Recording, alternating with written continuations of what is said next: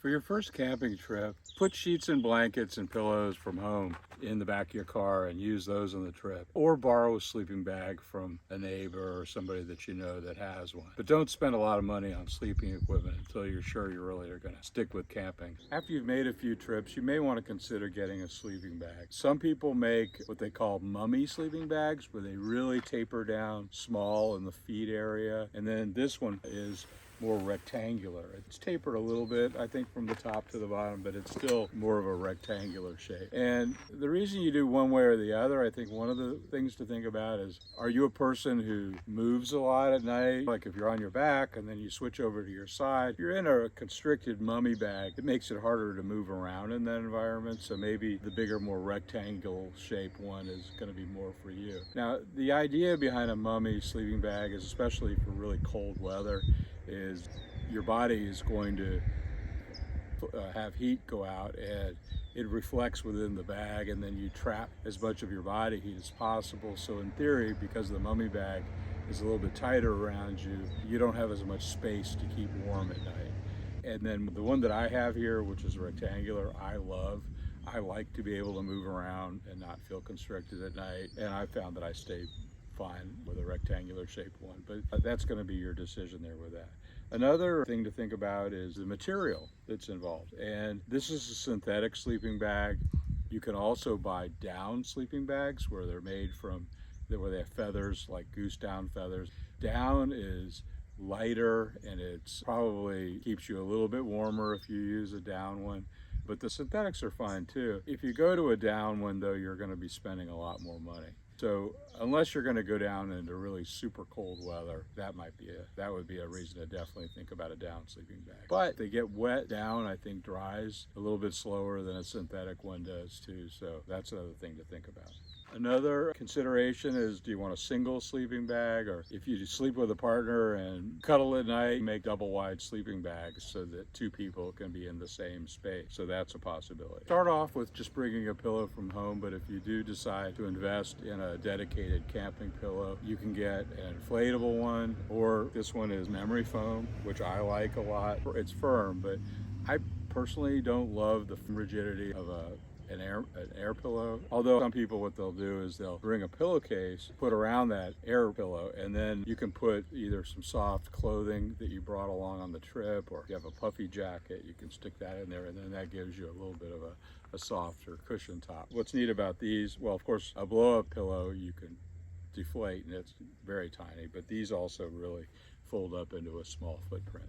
So when you're sleeping in really cool or cold conditions outside with the weather, you definitely need to figure out all the ways that you can keep yourself warm at night. And we talked about the sleeping bag, where it's going to trap in the warmth from your body so that it's not escaping out of the sleeping bag. One way that a lot of people don't think about is you can definitely get cold from the coldness of the ground coming up underneath you. A sleeping bag under you is not going to keep you warm if it's really cold. You're going to feel some of that cold coming up from the ground. So you need to insulate yourself away from the sleeping bag to get away from that coolness, and have a layer of insulation in there to take care of that. I like to put a blanket in the bottom of my tent as a first thing. It makes it a little bit softer under your feet, or if you're sitting down inside of your tent on the ground, to not be right on the material of the tent floor. But above that, you should put in either like an air mattress or a mattress pad. This is a mattress pad, which I have now, and an air mattress is just a blow up type of a thing. And when you are getting into buying an air mattress for long term or a pad, the better ones have what's called an R rating, and that's measuring how well either the air mattress or the pad are keeping that cold from coming up and through them so they have an insulation layer against that.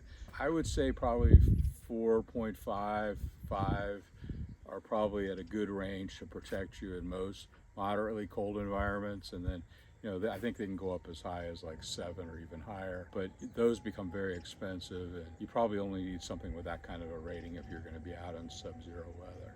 But just so that you're aware that there is an R rating, and the pads have R ratings as well.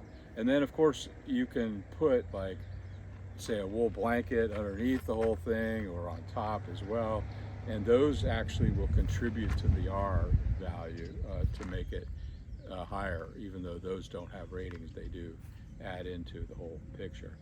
And then the last thing is, and I have a cot, I won't bring it out of the tent, but I really like to have a cot, and I put this pad on top of that, and then I have my sleeping bag on top of the pad. And with the cot, what's neat about that is it gives you a place to sit down where you're off at ground level, like you would be with just an air mattress down really low to the ground. But also it gives you storage then under the cot. So that's also something to consider. If you do get an air mattress, you should also make sure that, and they may have included it when you buy it, but bring a patch kit, because there'd be nothing worse than being out on a cold night and you got a leak in your air mattress, and then now it's not working for you and you get cold that night. So having a patch kit of some type. The other thing with air mattresses is that you can buy them now. They're pretty inexpensive, but chargeable air pumps.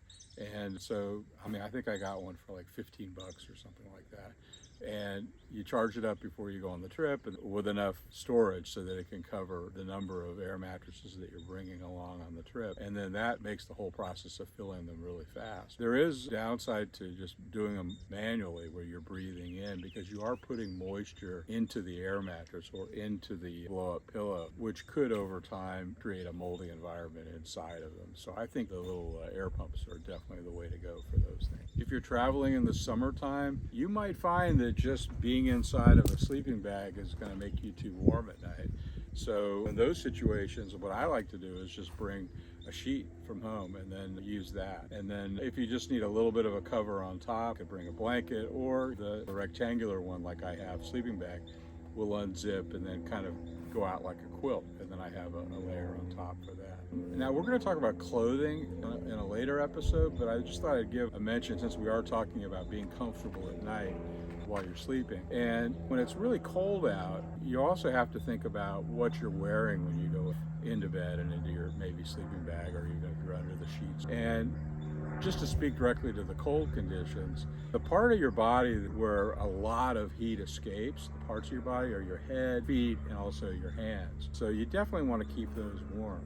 And so I like to bring along like a beanie. Sometimes if it's really going to be cold out, I'll have a gaiter that I can pull up a little bit higher, and then maybe knit gloves to wear. And then it's always good to change into a fresh pair of socks, maybe wool socks, before you go to bed. Because if you're wearing the ones that you had on during the day, they might have some moisture to them. And moisture is the worst enemy of the cold, because once you perspire and you create a moist environment in the clothing, then it gets cold, and then it can really cause problems. So putting on 1 or 2 pairs of fresh socks in the evening is good too. And then of course you can layer, maybe if it's really cold again, you have thermals on, and then a layer on top of that. But I would advise not to go too heavy duty when you first go in, because with your sleeping bag, with your R value air mattress or whatever you have under you, you might be perfectly fine, but you don't want to overheat yourself either. So because you don't want to start to perspire, and then that gets cold. So make a good guess, but don't go too crazy with the amount of layers you're putting on. And then as you're getting experience with camping, you'll learn, depending on the temperature, how much to put on. And of course, if you do get cold at night, it's not fun, but you wake up and you can add another layer, throw on a sweatshirt or something to make everything get back to where you're going to be normal again. One hack that I do that works pretty well for me is I'll run in place sometimes if it's really cold out. I'll run in place for 30 or 45 seconds and kind of get my heart rate up and get my body temperature up before I get in the sleeping bag. And I find that really makes things nice for me when I first get in, so that my body doesn't have to try to warm up once I get inside the bag. When you set up your sleeping system in your tent, when you put the tent down, you always want to try to make it as level as possible. But if you get into your tent and you're in your sleeping area and you realize that there's just a slight pitch one way or the other, always make your head the higher part. That's a much better way to do it. Other things that can help in a really cold environment, especially if you're with somebody who's very sensitive to cold, you can buy heaters that go into tents. I've seen ones that are fuel on propane or on butane fuel. I have, and I don't use it very often, but I have like a little mini one that works for this size. And you have a butane that plugs in. And you set it up on a table with a metal surface so that it's well insulated, and it can really warm up your tent experience in the evenings. But again, I'm not an expert, but you do have to be careful with any type of a device like that you don't create a carbon monoxide in the environment. Which is kind of like a silent killer. So when I do use my heater, I bought one of those little CO monitor devices. If the carbon monoxide gets up to a certain level in the tent, an alarm goes off, and then that would wake me up. It's never happened, but I've tested the devices and they work pretty well. So anyway, you do your own research on that, but heaters are definitely something that can help to keep things warmer inside the tent. And then in the summertime, I have like a fan that charges up, and I hang it from a hook inside there. And so having the breeze from a fan can sometimes help in the really warm conditions. In the next segment, we're going to cover tarps, and we're also going to get into camp furniture. So I look forward to seeing you for the next episode. If you like this content, please press the like button to help with my algorithm. And if you want to continue to watch this series, please consider subscribing to this channel so that you can get notifications for the upcoming episodes. And I'll see you on the next one.